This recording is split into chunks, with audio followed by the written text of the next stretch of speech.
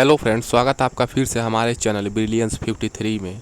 जैसा कि आपको पता है, हमने हिंदी छठा पेपर स्टार्ट किया है, जिसमें हमने अति लघुत्तरी प्रश्नों को पढ़ लिया है, बहुविकल्पी प्रश्नों को पढ़ लिया है। तो चलिए आज की इस वीडियो लेक्चर में हम लोग लघुत्तरी प्रश्नों को पढ़ते हैं, एनालिसिस करते हैं, समझते हैं और कौन से प्रश्न इंपॉर्टेंट है ये भी जानने की कोशिश करते हैं।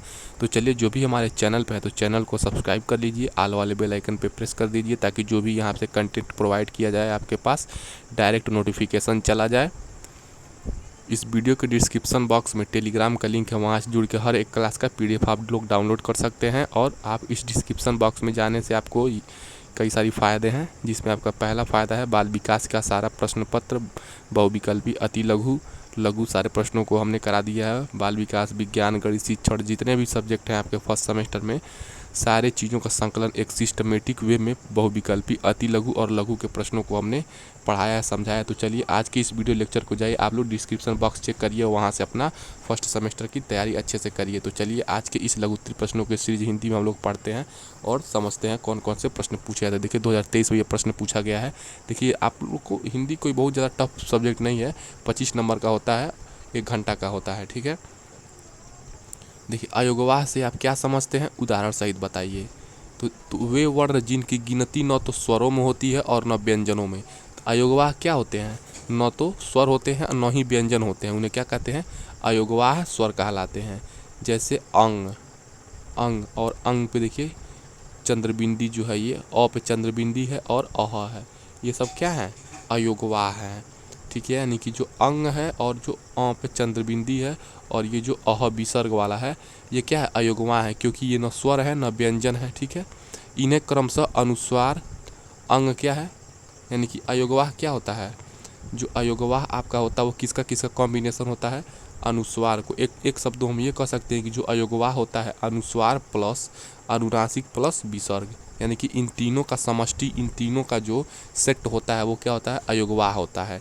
यानी कि अंग क्या है आपका, अनुस्वार है, अंग पे चंद्रबिंदी आपका क्या है, अनुनासिक है, अह क्या है, विसर्ग है।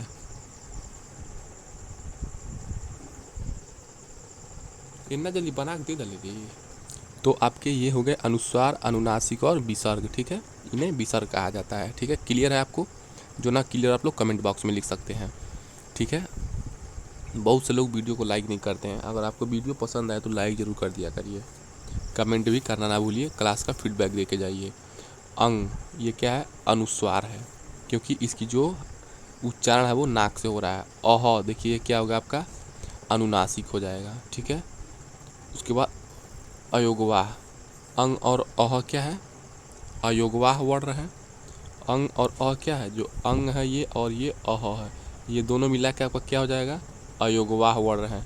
अयोगवाह वर्ण वे वर्ण होते हैं जिनमें स्वर एवं व्यंजन के दोनों गुण पाए जाते हैं, ठीक है, क्योंकि ये अनुस्वार एवं विसर्ग दोनों होते हैं।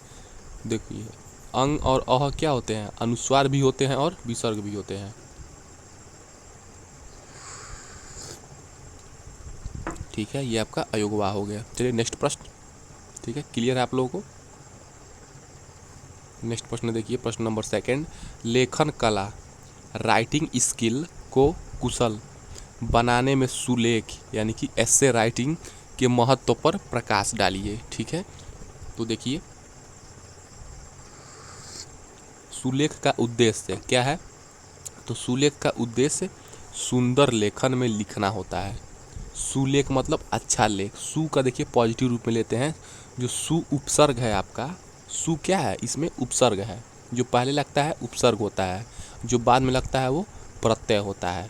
तो सुलेख में देखिए अच्छा लेखन होता है, सुंदर लेखन से लिखना होता है। लेखन कला को कुशल बनाने में सुलेख का बहुत महत्व है, क्योंकि सुंदर अक्षरों में लिखते हुए वाक्य पढ़ने में, समझने में एवं देखने में अच्छे लगते हैं, ठीक है। एग्जाम में या कोई भी बच्चा अच्छा साफ साफ लिखा है, सुंदर लिखा है तो पढ़ने में अच्छा भी लगता है। तो हमारे राष्ट्रपिता महात्मा गांधी जी ने क्या कहा है, भद्दा लेख अधूरी पढ़ाई की निशानी है, यानी कि जो बहुत खराब राइटिंग में लिखता है उसकी क्या है, अधूरी पढ़ाई की निशानी है।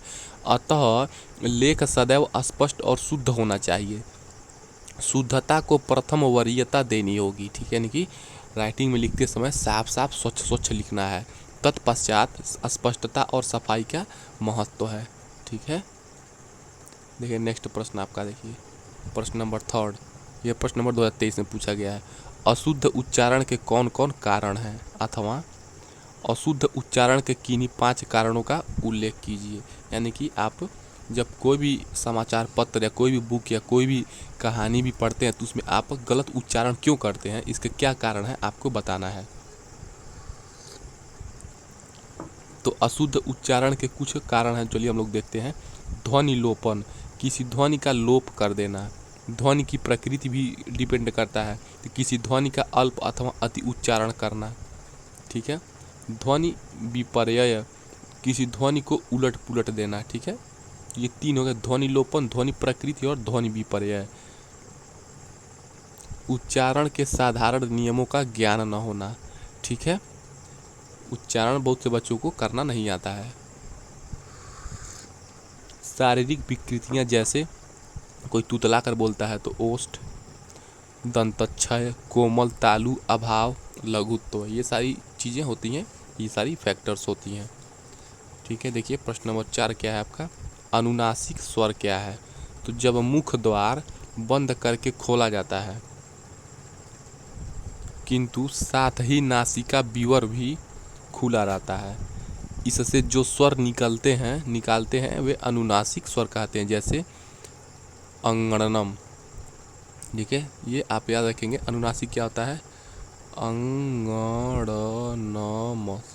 महत्तर सूत्र से, तो ये क्या हो गया आपके अनुनासिक हो जाएंगे। तो देखिए ये अंग है, फिर त्र है, फिर अण है, फिर न है, फिर म है, ये क्या है अनुनासिक हो जाएंगे। प्रश्न नंबर 5 क्या हो जाएगा, अल्प विराम का प्रयोग कब करते हैं, ठीक है। अल्प विराम यानी कि ये वाला छोटा सा कॉमा का। तो पूर्ण विराम पहले पढ़ते हैं। पूर्ण विराम का अभिप्राय है पूर्ण रूपेण रुकना या ठहरना, यानी कि पूर्ण रूप से कंप्लीटली रुक जाना वाक्य के या सेंटेंस के अंत में। सामान्यतः जहाँ वाक्य की गति अंतिम लेकर विराम ले वहाँ पूर्ण विराम का प्रयोग होता है। जैसे सोहन खेलता है, लास्ट में पूर्ण विराम। राम और श्याम विद्यालय गए थे, ये भी लास्ट में पूर्ण विराम। अल्प विराम क्या होता है, तो अल्प विराम का उपयोग पढ़ते या बोलते समय कुछ देर रुकने के लिए किया जाता है, यानी कि अल्प समय के लिए, स्मॉल टाइम के लिए आपको रुकना होता है। पहला क्या हो जाएगा, कविता, गीता और माया अपनी कक्षा में प्रथम आए। तो कविता के बाद एक और नाम ले रहे हैं, देखिए अल्प विराम यहाँ पर लग गया है। फिर मेरे पिताजी कॉमा जो कि एक सरकारी अधिकारी हैं, फिर कॉमा उनका स्थानांतरण आगरा हो गया था। यानी देखिए जो अल्प विराम है वो थोड़ी सी बात जब खत्म हो जाती है तो अल्प विराम, जैसे मेरे पिताजी के बाद बात थोड़ी सी खत्म हुई तो अल्प विराम, जो कि एक सरकारी अधिकारी हैं, ठीक है। या तो यहाँ पर आप पूर्ण विराम लगा सकते थे, लेकिन इसको अभी आगे कुछ और कहना था, इसीलिए अल्प विराम लग गया और उनका स्थानांतरण आगरा हो गया। अब इसके आगे ये नहीं बढ़ाना चाहता है तो पूर्ण विराम लग गया है। यही डिफरेंसेज हैं, ठीक है। देखिए नेक्स्ट प्रश्न नंबर 6 क्या है, क्या है आपका प्रश्न नंबर 6, मौखिक अभिव्यक्ति के साधन लिखिए, यानी कि ओरली एक्सप्रेशन के साधन लिखिए। मौखिक यानी कि ओरली एक्सप्रेशन के क्या साधन है, ठीक है। देखिए क्या रिसोर्सेज हैं। देखिए प्रश्न नंबर 6 आपका 2018 में पूछा गया है। तो मौखिक रूप से आप अभिव्यक्ति करने के क्या साधन है, चित्र पाठन, ठीक है। कोई चित्र दिखा के आप पढ़िए। बच्चों को चित्र का ज्ञान कर उनसे उसमें संबंधित प्रश्न पूछने चाहिए, यानी कि बच्चों को पढ़ाते समय आप कोई चित्र दिखाइए, ठीक है। उसके बाद उससे संबंधित कोई प्रश्न पूछिए। चित्र ऐसे होने चाहिए जिनका कुछ अर्थ निकल रहा हो, ठीक है। या इंडिया का मैप ले लीजिए, या विश्व का मानचित्र ले लीजिए, या शरीर के अंगों जैसे किसी ब्रेन का ले लीजिए, किसी हृदय का नामांकित चित्र ले लीजिए, ठीक है।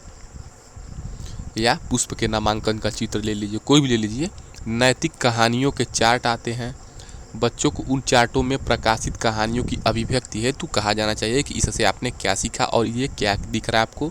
तो बच्चे बताएंगे कि सर जी ये हमारा मस्तिष्क का चित्र है, ठीक है, ये हृदय का नामांकन चित्र है, ये पुष्प का नामांकित चित्र है, ठीक है, ये विद्युत मोटर का है। बहुत सारी चीज़ों का आप दिखा सकते हैं। इससे बच्चों के अंदर क्या होता है, बोल करके अपने बातों और विचारों को वो प्रकट करते हैं। यही क्या होता है, मौखिक अभिव्यक्ति होती है। यानी कि बच्चा अपने माइंड में क्या करता है, उसके बारे में सोचता है और उत्तर देने का प्रयास करता है।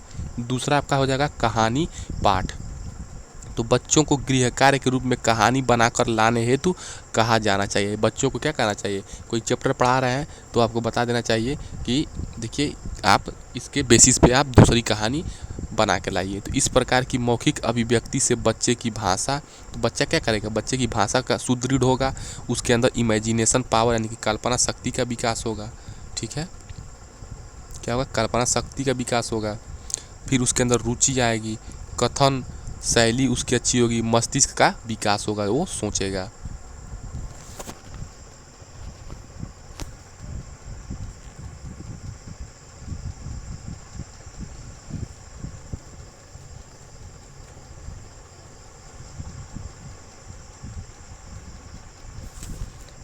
तीसरा क्या हो जाएगा आपका, कविता पाठ है।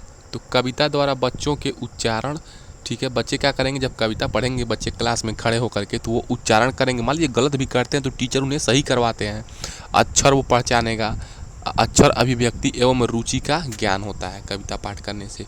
तो ये सारी चीज़ें बच्चे क्या करते हैं, मौखिक अभिव्यक्ति में निपुण होते हैं, पारंगत होते हैं। धीरे धीरे बच्चों के अंदर ये कौशल विकसित होने लगता है, चित्र पाठन के माध्यम से, कहानी पाठ के माध्यम से, कविता पाठ के माध्यम से।